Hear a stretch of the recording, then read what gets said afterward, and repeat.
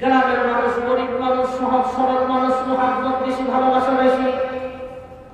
ভাই বোনের সম্পর্কের মহাব্বতটাও গরিবের ভিতরে এখনো আছে।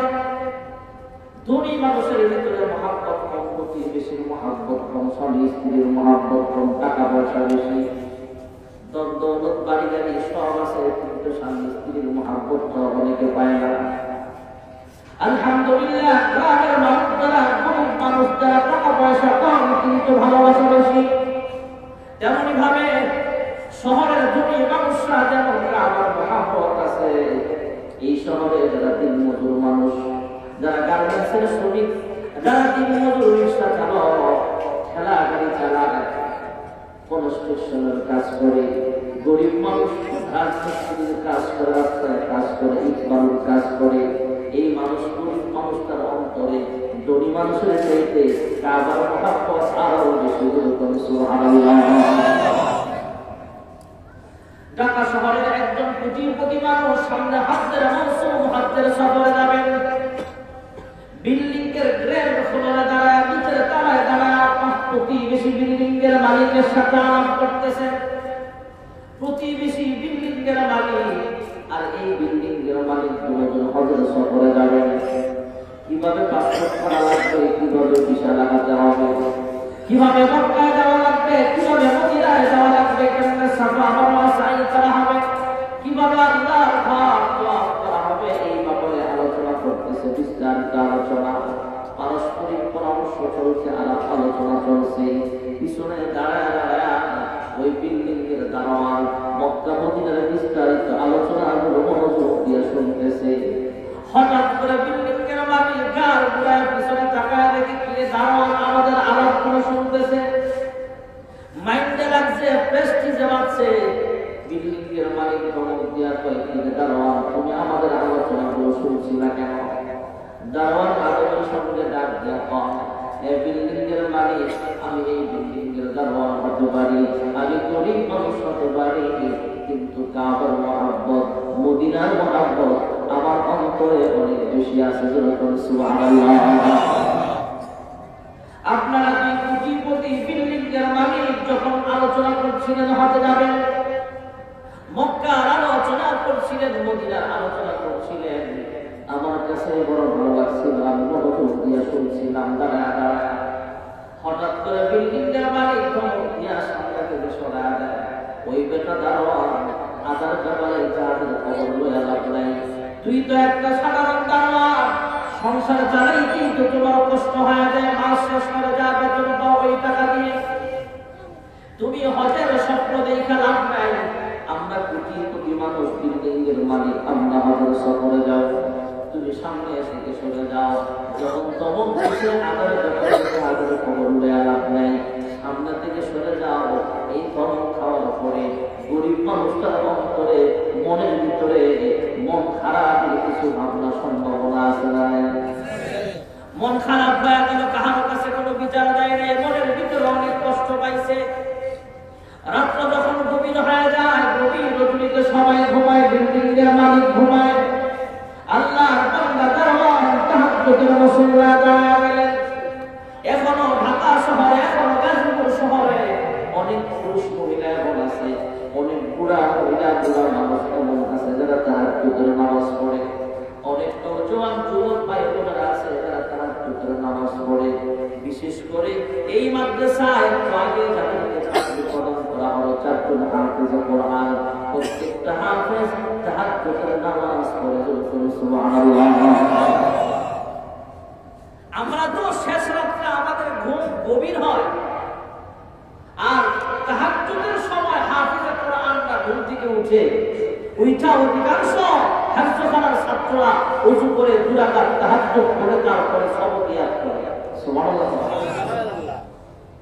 আল্লাহর বান্দা গরিব দারোয়ান তাহাজ্জুদের মুসল্লায় দাঁড়ায় গেলেন, আল্লাহ তাআলার সাথে কান্দে, হে মালিক, পরওয়ারদিগার আলম, আমি গরিব দারোয়ান হতে পারি, কিন্তু আমার অন্তরে কাবার মহব্বত অনেক বেশি আছে। আমার মন চায় তোমার ঘর খানাটা আমার সামনে হাজিরা দিতে। সুবহানাল্লাহ। আল্লাহ রাব্বুল আলামিন গরিব দারোয়ানের দোয়া এমন ভাবে মঞ্জুর করিয়া নিলেন। ভাইরা আমার, বিল্ডিং এর মালিক দারোয়ানকে ধমক দিয়েছিল। ওই 2 কোটিপতি যখন হজের সফরে গেলেন, সামনে হজের মৌসুম চলে আসছে, হজের সফরে গেলেন, কাবার সীমানা দিয়ে ঢুকবে, এমন সময় তাকায় দেখল ওই বিল্ডিং এর দারোয়ান কাবা শরীফ দোয়া শেষ করে আল্লাহর ঘরের গেট দিয়ে বের হইতেছে। সুবহানাল্লাহ। বিল্ডিং এর মালিক এবার দারোয়ানের হাত ধরে ডাক দেয়া কইছে, আমার কাছ থেকে ছুটি নিয়ে গ্রামে গিয়েছিল কিছুদিনের জন্য, এখন দেখি আমার আগে হজের সফরে আসলা, কিভাবে আসলা? সুবহানাল্লাহ পড়বা। সাহেল সালামাতে মুঝে ইশক সফিনা,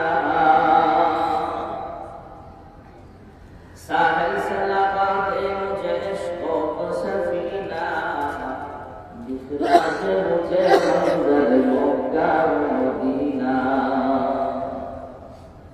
বিল্ডিং এর দারোয়ান ডাক দেয়া কয়, হ্যাঁ বিল্ডিং এর মালিক, আপনি ঢাকা শহরের 10 তলা 20 তলা বিল্ডিং এর মালিক হতে পারেন, গাজীপুর শহরে 10 তলা 12 তলা বিল্ডিং এর মালিক আপনি হতে পারেন, কিন্তু এই যে খানায় কাবা বাইতুল্লাহ দেখতেছেন, এই ঘরের মালিক কিন্তু অন্য কেউ নয়, এই ঘরের মালিক একমাত্র আমার আল্লাহ।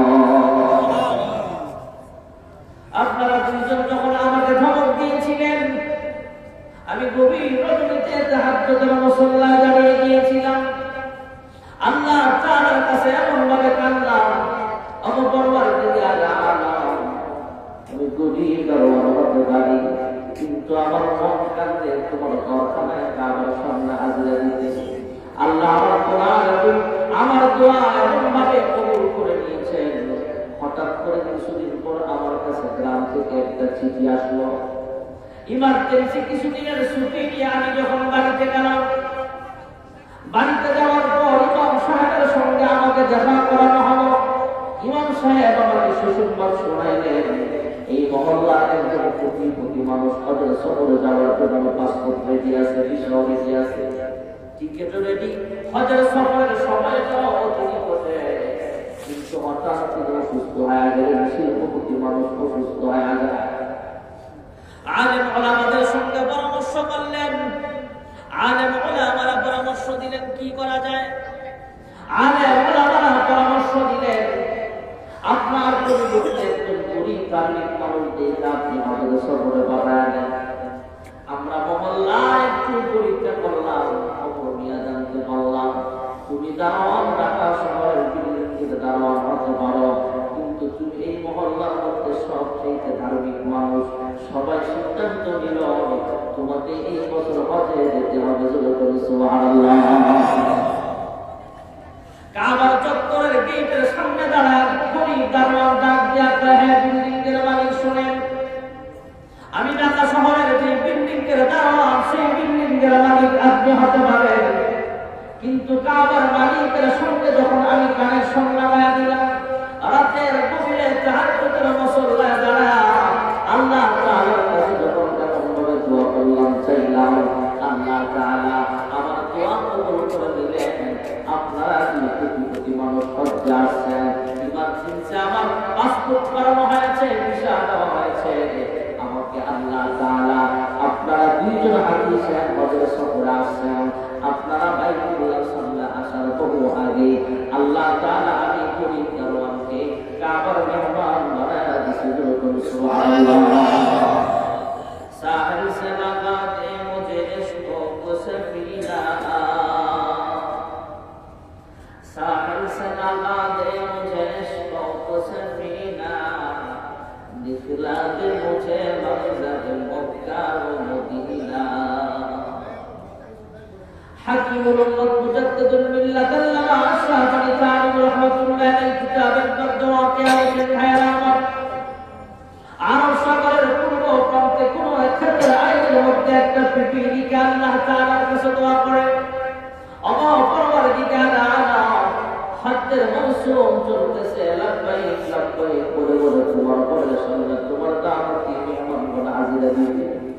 আমি পিপড়া হলে কি হবে, আমার মন চায় এই ইমান দিয়ে তোমার ঘরে নজর দেখতে জোরে সুবহানাল্লাহ।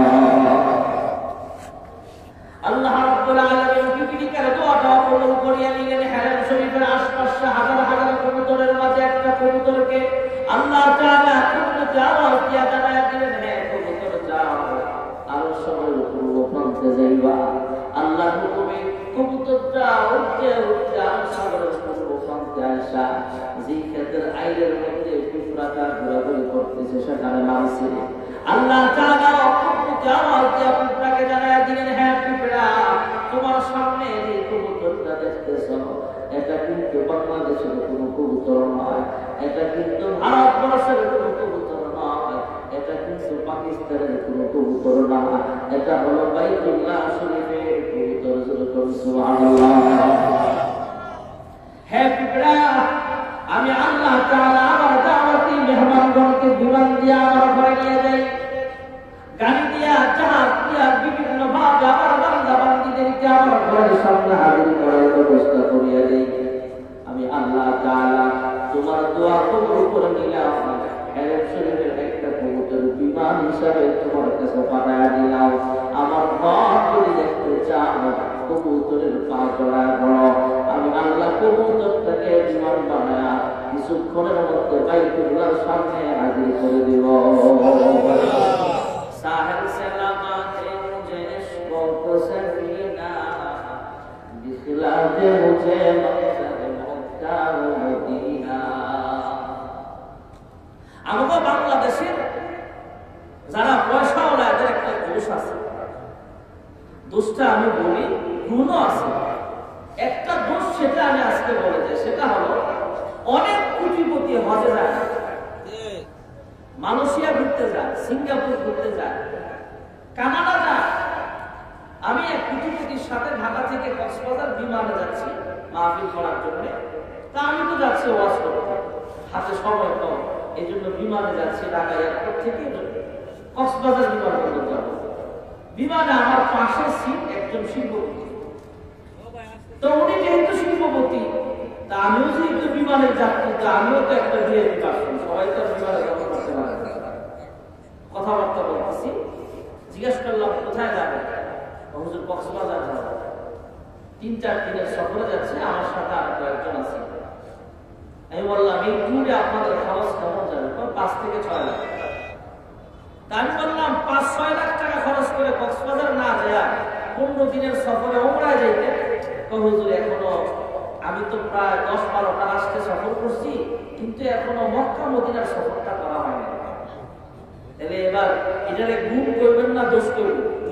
এই জন্য আমি এটা দোষ করলাম যে আমাদের দেশের শিল্পপতিরা কক্সবাজার যায়, সিঙ্গাপুর যায়, কানাডা যায়, তারপরে মালদ্বীপ যায়, মালয়েশিয়া যায়, বিভিন্ন রাষ্ট্রে সফরে যায়, মাগা হজের সফরে যাইতে ওরা কল্পনা করে। পৃথিবীর সবচেয়ে দামি সফর হলো হজ্জের সফর। ভাইয়েরা আমার, পৃথিবীর সবচেয়ে দামি সফর হলো হজ্জ বাইতুল্লাহ সফর। আল্লাহ রাব্বুল আলামিনের মেইন অফিস হলো আরশ আজিম, আসমানের অফিস হলো বাইতুল মামুর, আর জমিনের মেইন অফিস হলো খানায়ে কাবা বাইতুল্লাহ, যেখানে আসমান থেকে দৈনিক 120টা রহমত নাযিল হয়। আর জোরে বলেন না সুবহানাল্লাহ। আপনারা কি বিরক্ত হচ্ছেন নাকি? অল্প সময় কষ্ট হবে না তো ইনশাআল্লাহ। আসমান থেকে সরাসরি খানায়ে কাবায় প্রতিদিন 120টা রহমত নাযিল হয়। সুবহানাল্লাহ। এই হজ একটা রুকন, বুনিয়াল ইসলাম আলা খামসিন। ইসলামের স্তম্ভ 5টার মধ্যে একটা হলো হজ্জের সফর। হজ শুরু করেছেন হযরত আদম আলাইহিস সালাম। সুবহানাল্লাহ। এই হজ্জের আনুষ্ঠানিকতা সব দিক থেকে পরিপূর্ণতা দান করেছেন জাতির পিতা ইব্রাহিম আলাইহিস সালাম।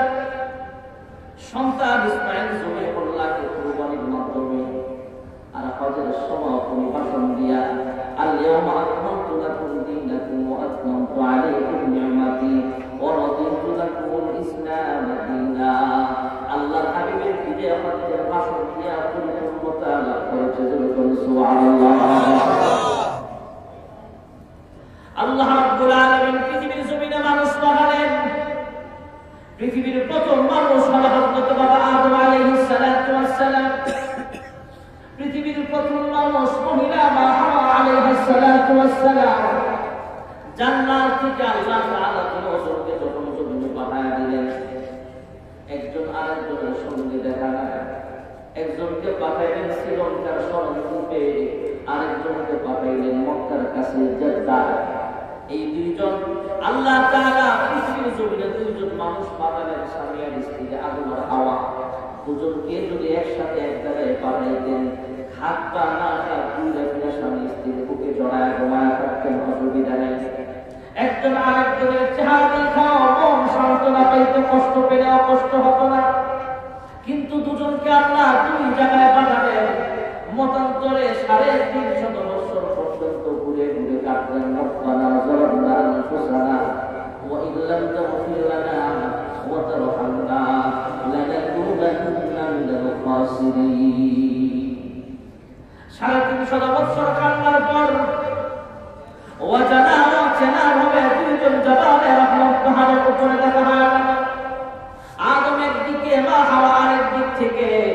জাবালে রহমত পাহাড়ের উপরে দুইজন একসাথে হয়, একজন আরেকজনকে বুকে জড়ায়। আল্লাহর কাছে যখন একনিষ্ঠভাবে শেষ করতে তওবা করলেন একটা উসিলা দিয়া, আল্লাহ তাআলা দুজনকে ক্ষমা করিয়ে দিলেন। জোরে করে সুবহানাল্লাহ।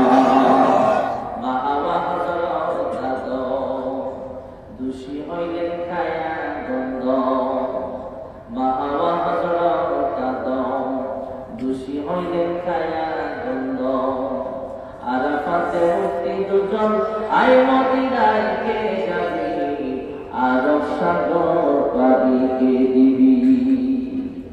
শুনবনি দরিয়ার ঢেউ আমার সালাম দিও না কেউ, আমার সালাম পৌঁছে দিও যেথায় দিনের নবী, আরব সাগর পাবি কে দিবি।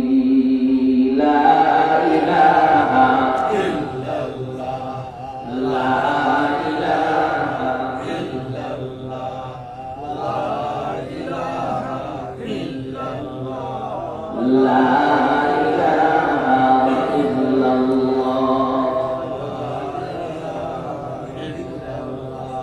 अल्लाह अल्लाह क्या मुबारक नाम है, अल्लाह अल्लाह क्या मुबारक नाम है, अल्लाह अल्लाह सुकून का काम है। मन्नतुम जम दर ज़मीन व आसमां, लेकिन जम दर क़ुलूब मुमिना। ला इलाहा इल्लल्लाह, ला इलाहा इल्लल्लाह, ला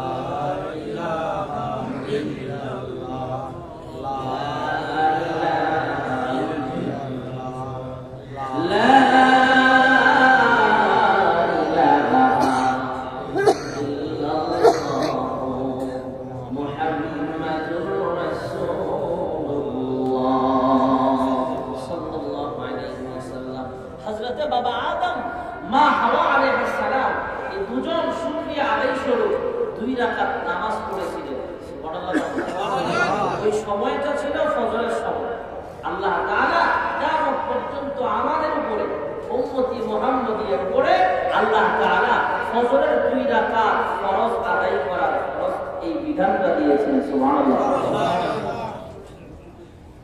হজ্জের সফরে আরো দামি দামি জিনিস আছে ভাইরা আমার। মুসলিম জাতির পিতা হযরত ইব্রাহিম আলাইহিস সালাতু ওয়াস সালাম সন্তান ইসমাঈল জবিহুল্লাহ দুধের বাচ্চা করে শিশু বাচ্চা, এই দুজনকে রেখে আল্লাহ আল্লাহ করে চলে যাচ্ছেন। তথা ইসমাঈল জবিহুল্লাহকে কোলে দিয়া মা হাজরা আলাইহিস সালাম আল্লাহ কোলে কাবার সামনে রেখে দিয়ে চলে যাচ্ছেন, নিজের দেশে চলে যাচ্ছিলেন। এমন সময় পিছনে পিছনে দাঁড়ায় মা হাজরা জিজ্ঞেস করেছিলেন, হ্যাঁ ইব্রাহিম খলিল, আপনি এত নিষ্ঠুর হতে পারেন না, আপনি একজন জলিলুল কদর পয়গম্বর, আপনি আমাকে এখানে আমার শিশু সন্তান ইসমাঈল জবিহুল্লাহকে সঙ্গে দিয়ে চলে যাচ্ছেন। অল্প খাবার আমাদের সাথে আছে, অল্প পানি আছে, অল্প খাবার আছে, আমাদেরকে রেখে আপনি চলে যাচ্ছেন, এটাকে আল্লাহ পাকের হুকুম কিনা বলে? ইব্রাহিম খলিল মাথা নাড়ায়া জবাব দিয়েছিলেন, হ্যাঁ আল্লাহ পাকের হুকুম। সুবহানাল্লাহ। হযরত ইব্রাহিম পয়গম্বর চলে যাচ্ছিলেন, মা হাজরা আলাইহিস সালাম কানে কানে জানায় দিলেন, হ্যাঁ আমার স্বামী আমার আবা ইব্রাহিম খলিল আল্লাহর পয়গম্বর, যদি এটা আল্লাহর পাকের হুকুমই হয় তাহলে আপনি মন খারাপ করবেন না। আমি আর আমার সন্তান ইসমাঈলের জন্য আমার আল্লাহই যথেষ্ট। সুবহানাল্লাহ। লম্বা চড়া কথা বলার সময় নেই ভাইরা আমার। ইসমাঈল যখন বাবার কাজে সঙ্গী হওয়ার উপযুক্ত হয়েছে, বাবার হেল্পারি করার উপযুক্ত হয়েছে, এমন সময় আল্লাহ তাআলা হুকুম দিলেন, যাও তোমার সন্তানকে কুরবানি করো। ইন্নী আরা ফিল মানামি আন্নী আযবাহুকা ফানজুর মাযা তারা।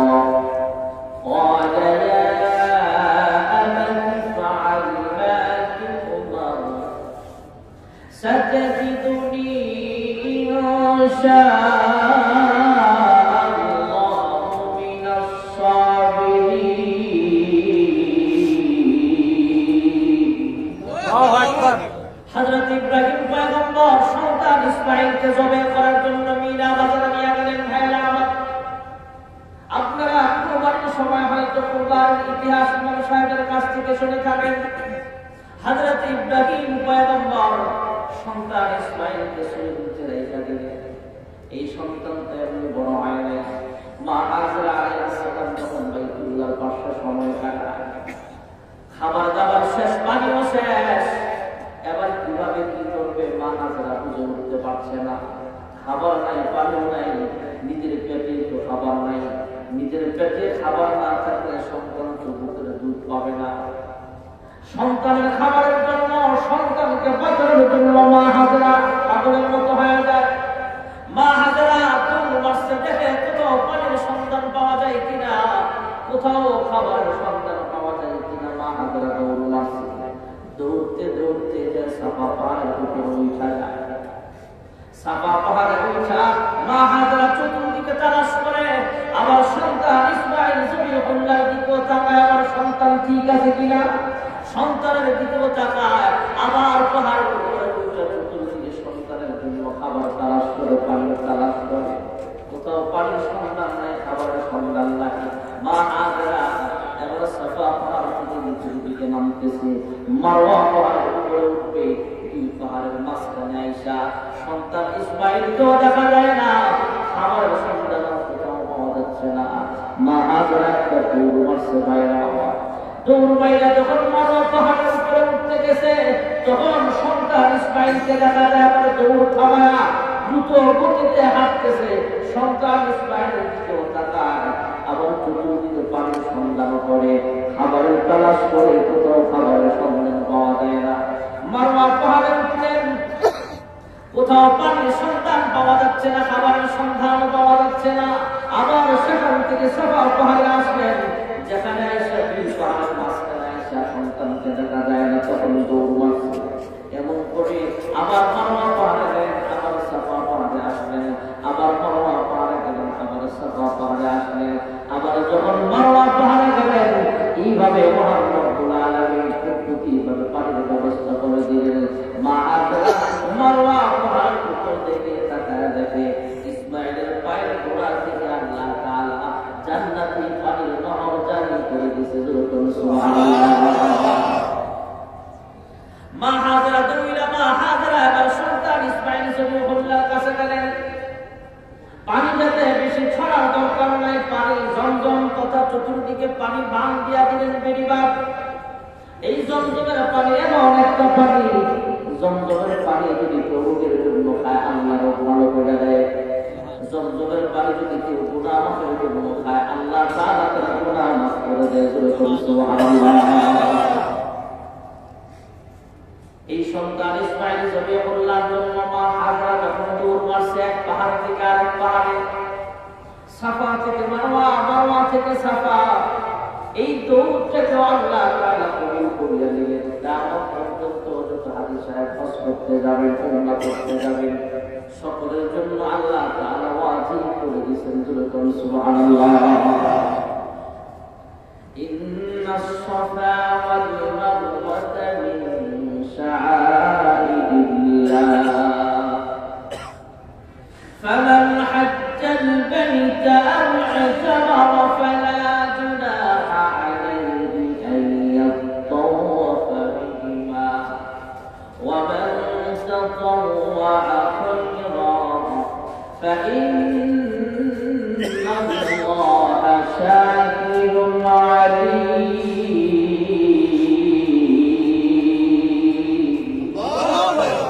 মহান আল্লাহ রাব্বুল আলামিন সাফা মারওয়া সাঈ করা আমাদের উপর ওয়াজিব করে দিয়েছেন। ভাইরা আমার, হযরত হাজরা তার সন্তান ইসমাঈলের মাধ্যমে এবং সন্তান ইসমাঈলের জন্য আল্লাহর কুরবানির মাধ্যমে আল্লাহ তাআলা হকের আধ্যাত্মিকতা পরিপূর্ণ লাভ করেছে। আর মুহাম্মদুর রাসূলুল্লাহ সাল্লাল্লাহু আলাইহি ওয়াসাল্লামের বিদায় হজ্জের বাসনের মাধ্যমে আল্লাহ হজ্জের পরিপূর্ণতা লাভ করেছেন। সুবহানাল্লাহ। পৃথিবীর মধ্যে আপনাদের এখানে বাইতুল মামুর জামে মসজিদ আছে, যেমন আরো অনেক মসজিদ আছে। ভাইরা আমার, অল্প সময়ের ভিতরে দোয়া হয়ে যাবে। আল্লাহর হাবিব রাহমাতুল লিল আলামিন যেখানে শুয়ে আছেন সেখানে একটা মসজিদ আছে, মসজিদে নববী। এর আশপাশে অনেকগুলো মসজিদ আছে। হযরত আবু বকর সিদ্দিক রাদিয়াল্লাহু তাআলা আনহু যেখানে বসবাস করতেন সেখানে একটা মসজিদ আছে, মসজিদে আবু বকর। হযরত ওমর ইবনে খাত্তাব যেখানে বসবাস করতেন সেখানে মসজিদ আছে, মসজিদে ওমর। হযরত আলী রাদিয়াল্লাহু আনহু যেখানে বসবাস করতেন সেখানে মসজিদ আছে, মসজিদে আলী। হযরত উসমান ইবনে আফফান রাদিয়াল্লাহু আনহু যেখানে বসবাস করতেন সেখানে মসজিদ আছে, মসজিদে উসমান ইবনে আফফান। হযরত বেলাল রাদিয়াল্লাহু আনহু যেখানে বসবাস করতেন সেখানে মসজিদ আছে, মসজিদে বেলাল। সুবহানাল্লাহ। লা ইলাহা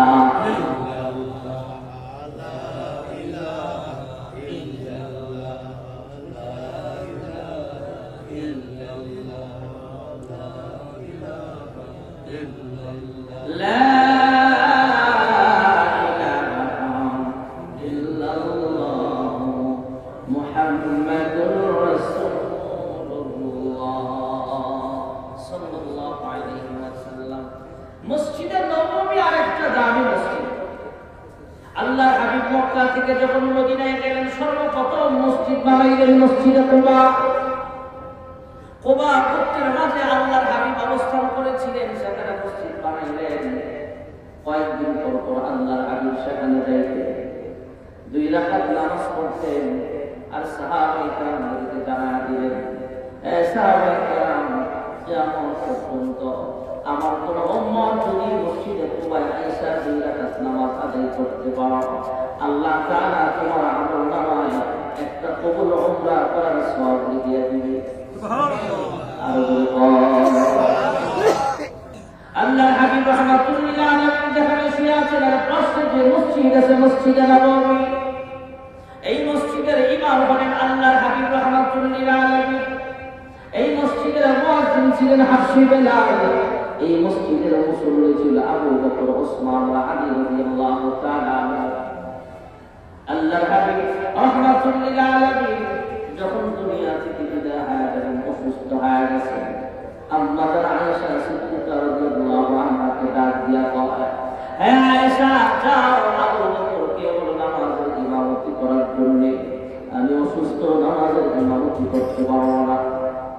আম্মা আয়েশা জবাব দিলেন, ও আল্লাহর হাবিব, ও আমার প্রাণের স্বামী গো, আমার বাবা নরম মানুষ, আরহাম উম্মতি বি উম্মতি আবু বকর ওয়া আশাদুহুম ফি আমরিল্লাহি উমর ওয়া আসদাকুহুম হায়াতান উসমান ওয়া aqdaহুম আলী ওয়া ফাতিমাতু সাইয়্যিদাতু নিসাই আহলিল জান্নাহ ওয়া হামজাতু আসাদুল্লাহ ওয়া আসাদুর রাসূলি ওয়াল হাসান ওয়াল হুসাইন সাইয়্যিদা শাবাবিল জান্নাহ আও কামা ক্বালা নবী আলাইহিস সালাতু ওয়াস সালাম।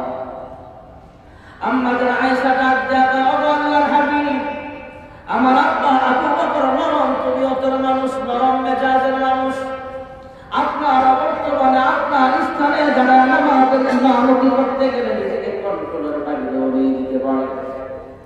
করে যেতে পারে, হাত ফেল হতে পারে, দুনিয়া থেকে বিদায় হয়ে যেতে পারে। আমার আপনার নরম মানুষ আপনার কইেন না, দয়া কইরা ওমর সত্য মরের মানুষ, ওমরকে বলেন নামাজে ইমামতি করার জন্য। আল্লাহর হাবিব বারবার আবু বকরকে বলে, আমাদের আয়েশা বলে, ওমরকে বলেন।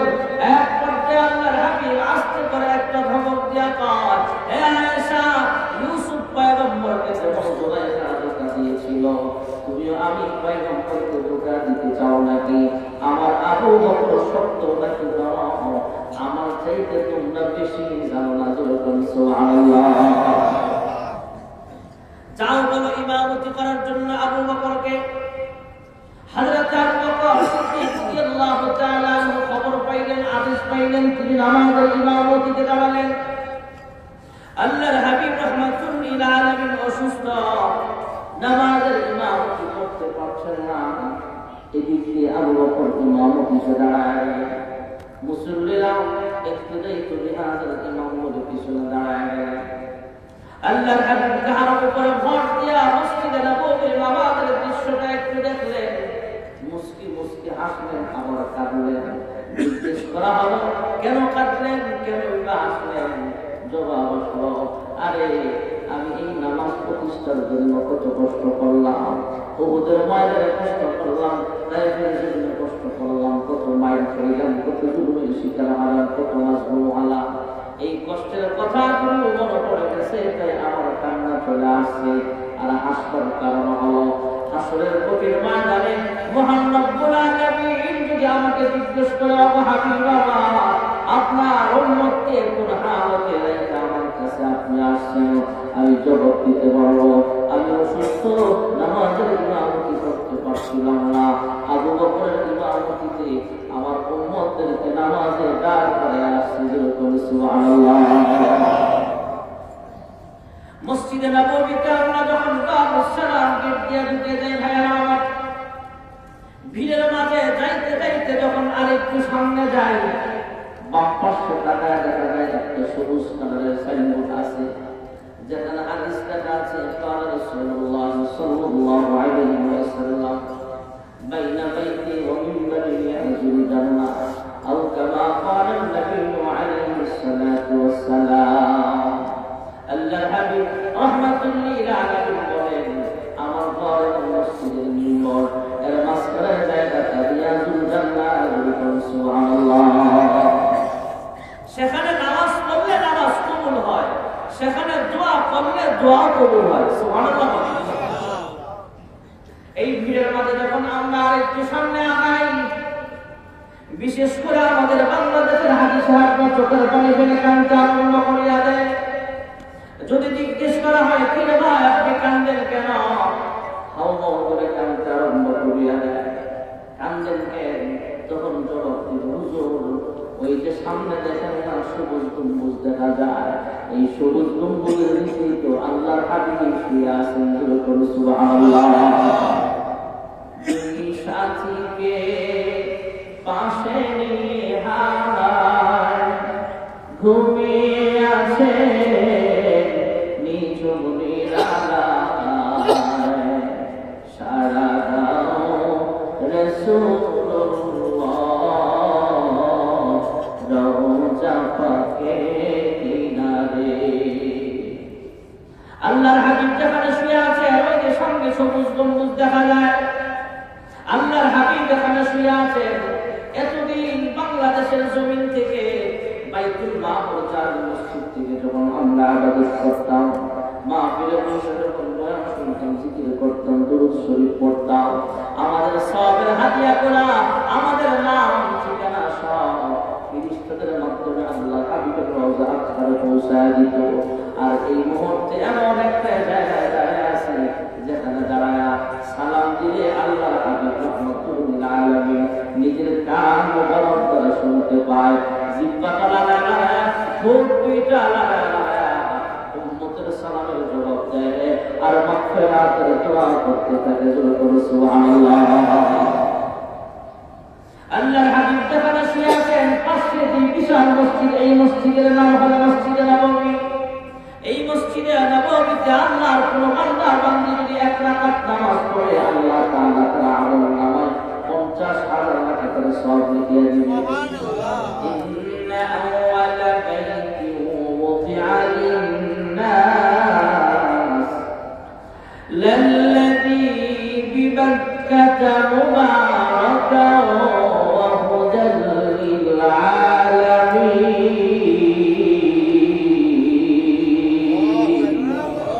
পৃথিবীর প্রথম ঘর খানায় কাবা হুদান লিল-'alamin যেই মসজিদে সরাসরি আসমান থেকে দুই দিকে 120টা রহমত নাযিল হয় সরাসরি কাবার সামনে দাঁড়ায় যদি আমরা নামাজ পড়ি নিয়ত আছে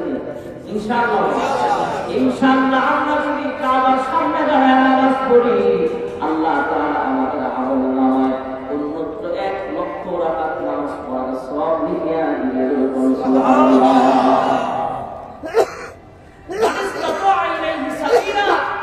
যাদের উপরে হজ ফরজ এরা তো অবশ্যই হজের সফরে যাবে আমরা যারা গরীব আছি আমরা দোয়া করি আল্লাহ তাআলা যেন আমাদেরকেও আল্লাহর ঘরের মেহমান বানায় সকলে মিলে আমিন মসজিদে নববীর ইমাম ছিলেন আল্লাহর হাবিব কথা শেষ দোয়া হয়ে যাবে মসজিদে নববীর ইমাম আল্লাহর হাবিব আমরা যারা ইমাম আছি আমাদেরকে যেন আল্লাহর হাবিবের সাথে হাসরের দিন দান করায় সুবহানাল্লাহ আমরা যারা মুয়াজ্জিন আছি আমাদেরকে যেন আল্লাহ তাআলা বেলাল হাফসির সাথে দান করায় আমরা যারা মুসল্লি আছি আমাদের যে আমল আমাদের রুকু হয় না সিজদা হয় না কেরাত হয় না ফাতিহা ঠিকমতো শুদ্ধ হয় না কুল হুয়াল্লাহ সূরাটা শুদ্ধ করে আমরা পড়তে পারি না আমাদের যে ঈমান আমল এত দুর্বল এই দুর্বল ঈমান আমল নিয়ে জান্নাতে যেতে পারবো কিনা আল্লাহ ভালো জানেন তবে আজকের মাহফিল থেকে আমরা এই দোয়াটা করি আল্লাহ যেন আমরা যারা আছি আমাদেরকে আবু বকর ওসমান আলীর সঙ্গে হাসরে দাঁড় করায়া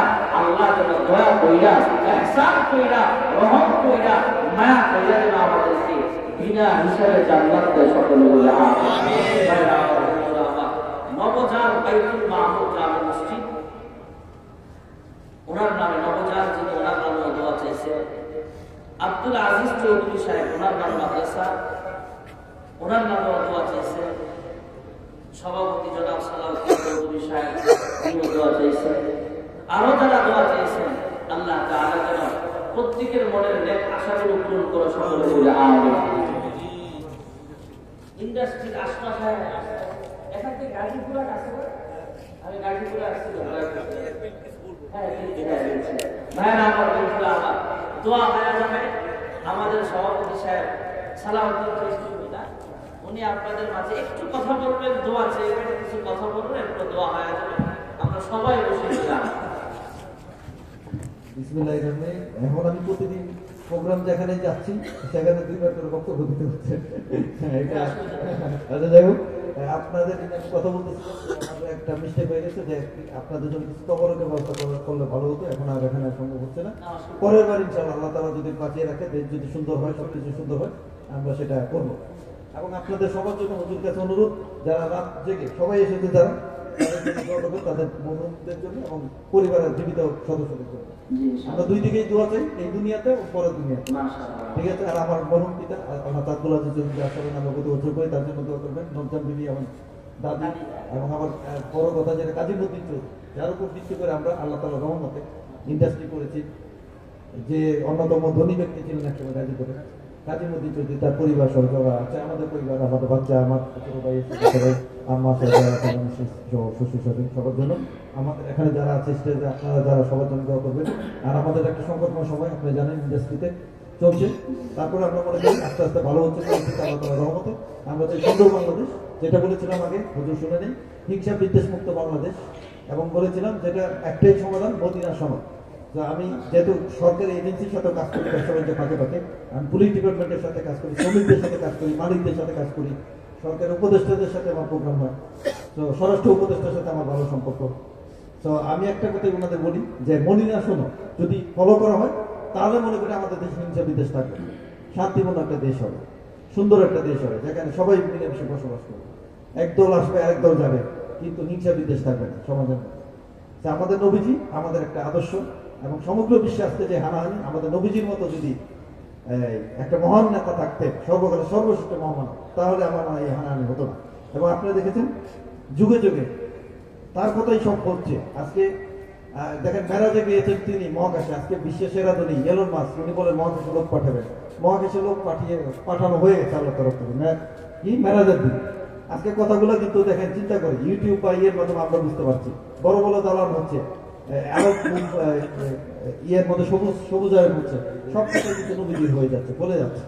তো আমরা মুসলমান যারা আমরা যদি ইনশাআল্লাহ প্রকৃত ইসলাম মেনে সুন্দরভাবে চলাফেরা করি, আমাদের এই হচ্ছে শান্তি বিরাজ করবে। আমাদের এখানে এসেছিলেন, আপনারা দেখেছেন ইব্রাহিম সাহেব, উনি 12টা মধ্যে থেকে গেছেন, উনি ইস্তেমার সকল দায়িত্ব পালন উনি করেছেন।